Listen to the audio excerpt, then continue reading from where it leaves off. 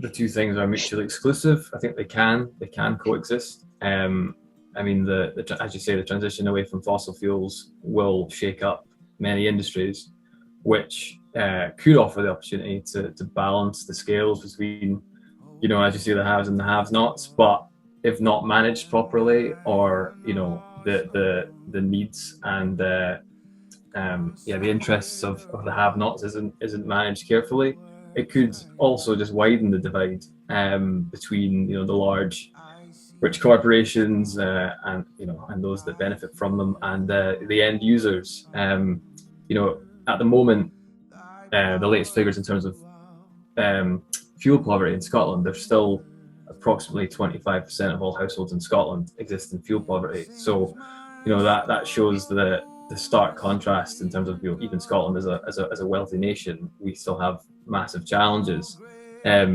You'll have seen from the last week or two the spike in the cost of natural gas and the alarm that's caused and the impact that will have on the end consumer. So, due to the variable nature, the intermittent nature of renewable sources, or a robust solution is kind of required to maintain a security of supply to the most vulnerable, minimize spikes in the cost of energy, and yeah, as you said, inequality grew massively towards the end of the 20th century and continued in the couple of decades of the 21st century. I think just before COVID hit, tax year in 2020, inequality was at its highest point at any time in the previous 10 years. So, while there will be opportunities to reduce inequality if we manage this correctly, there's multiple proposals. You can look at carbon taxing, the highest emitters, frequent flyers, utilizing those funds to subsidize and support those worse off.